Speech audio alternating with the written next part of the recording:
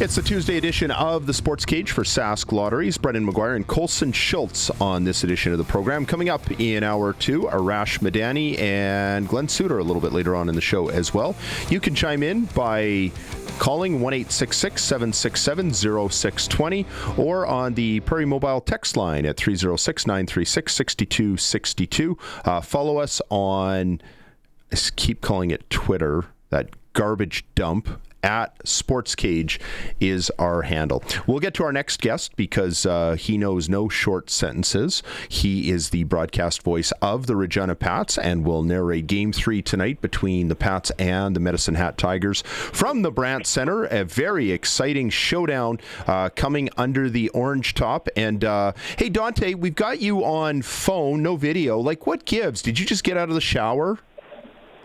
I'm currently setting up the press box as we speak, running around down here. So, unfortunately, I wasn't able to kind of sit in one place. I'm currently in the press box right now, kind of trying to set up the media area. Oh, boo-hoo. Do you want some cheese with your wine? Oh, come on, Brendan. By the way, what do you think of the Blue Jays and what's happening to their pitching staff? In what sense? I thought the pitching staff was pretty good in games 1, 2, and 3 of the season. Obviously, Ponce was rolling until he got hurt yesterday.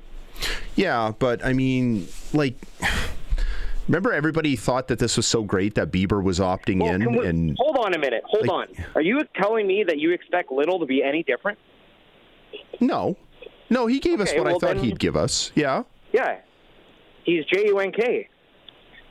I don't know. I guess I just expected, like, what's his name? Bieber can't go. Barrios can't go. Not surprised. Should we be all that excited about Max again? Really? Yes, you should. He had a great spring. Look, there's a reason why they signed Dylan Cease. The last 5 years, he's made 32 or more starts. Like, he's very durable, and I think he's better now that he's added that changeup. You know, I was watching MLB Network last night, and Jake Peavy did a whole breakdown on just how he's even better now. You know, he's gotten paid, and he's ready to go. I mean, Barrios, you know, he was hurt last year, and, you know, he's hurt to start this season, and not surprised about Shane Bieber because he was hurt pretty much all of last season as well. And, you know, he pitched a ton in the playoffs for the Jays as well. And Savage, honestly, like myself and Dustin Mulliken, who do, you know, pitching lessons out of the dugout here in Regina, I've called this for months. I mean, he's going to have shoulder problems for his whole entire career because of his mechanics. You're talking about Bieber? Or Savage? No, You're talking about Savage. Yeah, you know, that's funny. That's funny you say that. I hadn't heard that chat that you and Dusty had, but it got me thinking because whenever you see a young phenom burst on the scene, sometimes they have long-term staying power, like David Price might be an example, but sometimes they flame out. I think of this one pitcher when the Jays won their back-to-back World Series in the early 90s. They went against the Braves, and the Atlanta Braves had an amazing four-man rotation for a while. They had Steve Avery, Greg Maddux, John Smoltz, and Tom Glavine, and Avery was kind of the fireballer, and by age 25, I think he had a nasty injury in his armpit, and he never recovered. And I sometimes wonder if Trey Savage is Steve Avery 2.0. You're probably too young to remember. You're probably too young to remember Steve Avery. I am too young to remember, but Trey Savage is going to get hurt all the time. He will never be healthy because of the way he throws the baseball. It's very unorthodox as far as that arm slot. Nowadays, the most healthy delivery is the three-quarter arm slot. That is the most healthy delivery. Over the top, that stuff don't exist anymore. Like, for example, what we teach the kids here in Regina, myself and Dustin, is that three-quarter delivery, keeping your head still. What happens with Trey Savage is his head goes sideways, and he comes straight over the top, and there's so much torque on his shoulder. Like, I can't even imagine how sore his shoulder would be after every game. The only reason why nobody's ever said anything as far as his college coaches and probably growing up is because it's so hard to hit and it's so hard to pick up. I mean, we saw how good he was in the playoffs last year with that split finger and just how he was able to elevate that fastball up in the zone. I mean, like, I think he's going to be a Tyler Glass now, where you just have to deal with the injuries because of the way he throws. And when he's in the game, he's pretty much unhittable, and that's what the Jays are going to have to deal with him, in my opinion. Well, maybe they'll only get 2 or 3 years out of him, but what a sweet, sweet 2 or 3 years it will be. So we'll go along with the ride, hitting it at the right time. Okay, I guess we should talk a little hockey too. What was the stat you threw out on the TV the other day? That Game 2 Pats win was something like the 4th time all year that Medicine Hat only scored so many goals. What was that? Yes. 2 or less for just the 4th time all season that they'd scored 2 or less. They didn't get shut out at all over the course of the season. They scored 1 goal once, and that was in a 6-1 loss in March to the Edmonton Oil Kings, and then they had scored 2 goals twice. Other than that, it's been 3 or above. So what was it, a goaltender standing on his head? Was it just great defense? What was it? Well, I think the Pats deserve a ton of credit as far as their overall team game goes, Brennan. I mean, they've kept Medicine Hat under 25 shots in each of the first 2 games of the series. The shot counts have been, I think, Game 1 was 25-18. Game 2 was 23-20. That's a very low shot count against the Medicine Hat Tigers team that is averaging close to 5.5 goals per game during the regular season, and a Tigers team that averages around 36 to 37 shots on net per game. So to hold that team to 23 and 25 shots through the first 2 games of the series, I think credit goes to the Regina Pats. Yes, goaltending has been good. Merrick Schlenker was very good in Game 2 as the Pats earned a 4-2 win, but just in general, I think the team is playing some really smart hockey. They're being really physical. I don't think we've seen the best of the Medicine Hat Tigers just yet, Brennan. And I'm not the only one that said that. Brad Haroff was one of the first guys to come out and say, hey, we're going to see a much different Medicine Hat Tigers team in Games 3 and 4 at the Brandt Center because, you know, they're not happy with their overall effort. They're doing some weird things on the ice right now. Very cute stuff. It almost looks like preseason or early regular season style hockey. We're going to see a completely different Tigers team tonight, I think. Pretty big discrepancy. I didn't even realize it till I looked at it here. The difference in the standings, 49 points. Wow. Have you ever noticed, like this is a 2 versus 7 series, and have you ever noticed that? I feel like that's usually the series that's ripe for an upset. That's where the big upsets happen. Yeah, I 100% agree with you, Brennan. And, 49 points in terms of, you know, where these 2 teams are in the standings. But Regina hasn't shown that. They've played extremely hard. They've been a very motivated and hungry group. I think, I don't think I know this from speaking with Jace Eglin prior to Game 2. He said a lot of the guys in the dressing room were kind of shaking. They were very nervous getting ready for Game 1 with the big crowd and playing a juggernaut Medicine Hat team. They were nervous, you know. And, you know, Jace turned to me and said, well, if you're not nervous, that means you don't care. So it's a good thing. But they were able to get the jitters out of the way in Game 1. And then they really came to play in Game 2 because, you know, they only had 6 players on the roster with playoff experience, right? So the rest of the roster had never played in a WHL playoff game. So they have the right to be nervous, right? It's the first ever WHL playoff game against a team that's the defending league champion. So now that they're finally able to get those nerves and those jitters out of the way, they can just play hockey. Is the idea here just don't get into a track meet with them? Is that really the Pats' biggest chance? Just keep it tight, keep it low scoring? Play boring hockey. I mean, they can't play that game. They can't play that style of game. You know that. You know, the Pats need to keep things real simple. And I really like the plays that they made off the boards. They had some really good zone entries. They had some really good zone exits. To me, I think we need to give Effer McNutt and Reese Hamilton a ton of credit because the way they move the puck out of their zone is phenomenal. They're not turning pucks over. They're rimming it off the walls effectively. The wingers are getting the puck off the boards when they need to. Brad Haroff said prior to the series that a very important thing will be managing the puck. And with that, he said that when we dump the puck, we have to put it in good areas for us to retrieve it. We're not just dumping the puck to give it back to their deep because what's the point of just dumping the puck in so that Jonas Wu and Bryce Pittsburgh can pick it up and just fly it up the ice? I mean, they're that skilled. I mean, say they didn't have defensemen that can move the puck up the ice. Maybe that's a little bit of a different story. But, you know, dumping the puck is not you don't just dump it to dump it. You dump it because there's a reason behind it. Now, if you're in the middle of a line change, you just have to get it deep, right? But there are other ways to get the puck deep. And what Regina has done is they've really sent their forwards real hard on the end wall. Like Bryce Pickford and Jonas Wu are taking a beating back there, and they felt it. On the YouTube chat, the Gooch, I don't like these silly names, but whatever. He says, I think what he's saying is he needs some typing lessons. Ask Dante about injuries in tonight's game, please. The only one that I know of is Connor Bear. I don't think he'll play tonight for the Regina Pats. You know, he got hit from behind lost a couple of teeth in that game against Medicine Hat. Probably not going to play in tonight's game, but we'll have to wait and see. I haven't got the lineup just yet. As far as maybe Keats Fawcett, I think he's going to take warm-ups. I saw him skate in practice yesterday at the Brandt Center, so I think they're hopeful that he'll dress in tonight's game. But I don't know the lineup just yet. But as far as the injury, front is concerned, in regards to Fawcett, Regina's leading goal scorer and second on the team in points this past season. They need him desperately. The power play is 0 for 11 in the series.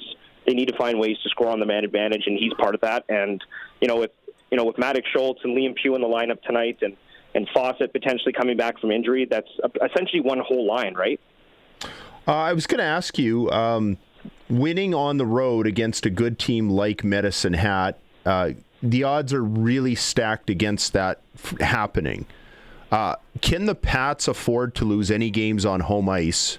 And I'm putting you on the spot, but if you're going to emerge victorious, you think maybe one? Yeah, I think they got to win here tonight. I mean, that will just install more belief. I was speaking with Will Bryant, the voice of the Medicine Hat Tigers earlier today, and he said that they haven't lost 2 games in a row since the fall. So that would be kind of a huge shocker to the Medicine Hat Tigers. How much more confidence do you think that would give the Regina Pats if they were able to pull off a home victory here tonight in Game 3? To go up 2-1 in the series and give Medicine Hat just their second consecutive loss for the first time since early November, from what I understand, wouldn't that be something? Yeah, that would be a big deal, but I mean, I think in a 2 versus 7, and this is not a regular 2 versus 7. Like, the point differential is massive, and so I guess if I'm going to call it the type of series where massive upsets happen, this might be the exception. Like, this would be a lot bigger than your typical upset of a 7 seed beating out a number 2. How much have you been paying attention to the other series that have been happening? So I've been obviously paying attention fairly closely. I see that Prince George is up 3-0 in their series over Spokane. I think in the Western Conference, things are going as people would expect. All the teams in the higher spot in the standings are leading their series, whether it's 2-0 or 3-0. The Eastern Conference, we've seen some interesting games, in particular Calgary and Brandon. I know that Calgary leads that series 2-0 because of back-to-back overtime wins, but they've been extremely close. I mean, Brandon's lost 2 games in overtime. Like, it could go either way. That's been a very intriguing series. I don't know who is going to come out on top. That's a 4-5 seed, right? Yep. The Edmonton Saskatoon series is kind of cool to be a part of because that series I believe is even up at 1 heading to Saskatoon for games 3 and 4 this week. So that's been a fun series to watch. And then Prince Albert Red Deer. I know that there's storylines of Mark Hapshide against his old team. That he won a championship with in 2019. But Prince Albert, that's a tough series to be in, whether Regina was in that series or whether, Red Deer was in that series. And, obviously, I think everybody expected Prince Albert to be up 2-0 through the first 2 games at home. Seemed like the Raiders maybe lost their way a little bit after Habshide left, but they sure found it. It didn't take too long. Why are they so good? They're the deepest team in the league, in my opinion. They're the best team in the Western Hockey League. I think that they'll win the WHL championship as far as, from what I've seen. I think Curtis Hunt's done a really good job complementing that team with the acquisition of Braden Coots, guy that's played, NHL games this season, World Junior player. The crazy thing about their roster is they've been playing playoff hockey all season long. If you look at their team, they don't have one single player, not one guy, top 15 in WHL scoring. Medicine Hat has 4. 2 of them on the back end, and they could have had 5 if Andrew Basha didn't play most of the season with the Calgary Wranglers, the Calgary Flames AHL affiliate. So, that Prince Albert team is a team, man. They are a team. They're not just a bunch of individual players that care about themselves. They play as a team, and it starts at the top, with their captain, Justice Christensen, and obviously with their head coach, Ryan McDonald, and their general manager, Curtis Hunt. That team wants to win together. They're not playing for themselves. They have 4 lines that they can roll out there every single time. The crazy thing, every time that I would broadcast a Regina and Prince Albert game, I'd always sit down and talk with Ryan McDonald, whether we had a mic on or not. And the one thing that he always talked to me about, Brendan, was that, look at the score sheet, Dante. How many multi-point games? How many guys got on the score sheet? And you'd look, and there'd be 16, 17, 18 guys that got on the score sheet. Some nights, all players got on the score sheet, including their goaltender. How rare is that? like during the regular season, now it's probably going to change as they go deeper in the playoffs. Well, they're going to shorten the bench a little bit, et cetera. But they're playing everybody. Like, if I would look at, and this is not, information that's privy to the public, but I would, I'd often ask Max Paddock for, some of the ice times from some of the other teams, and their top players are getting like 13, 14, 15 minutes of ice time. Like, it's all even across the board. There's nobody that's playing more than anyone else. Right? That's probably going to change as they move on, in rounds 2 and 3 and maybe to the league final. I'm sure that's going to be a little bit different because generally you cut things down to 3 lines. But as far as the regular season goes, like they play together as a team. There's no individuals on that team, at least from what I've been told and from what I've seen.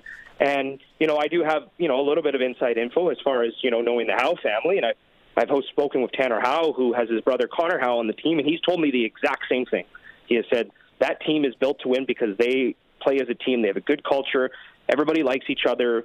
Obviously, I don't know about Medicine Hat because I don't have any people that I know that are within the room and stuff like that, but that's just what I've heard about Prince Albert.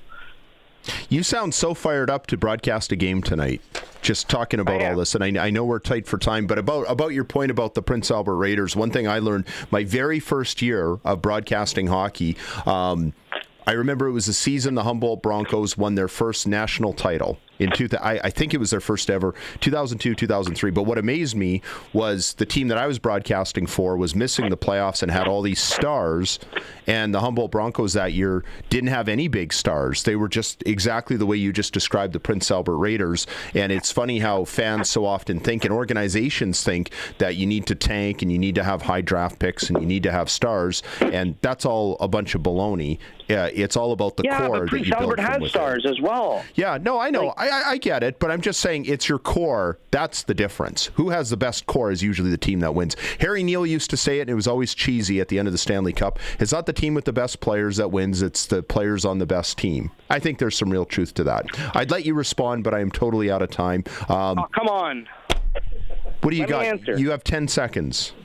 My 10 is say that I go by the exact same way when I'm coaching my baseball teams. Culture over everything. Team first. And don't pitch like Trey Savage. Words to live by. Never. If you want longevity. Pre-game show at 6:30. Puck drop at 7 o'clock here on the almighty 620. Dante De Caria. Have a great time tonight. It's not every day you get to do a playoff game. Thanks. I appreciate it, man. I'm looking forward to it. Kelly Remble on the call, baby. Drew Postey's having his baby, so he's not here. Ooh. He's taking a day off? He's giving up a playoff game for childbirth? What an embarrassment to the profession at Drew Posty. It's only a second, right? I'm pretty sure she'll wait for him, but whatever. All right. See ya. Silver Fox will be on the call tonight with Dante De Caria. Come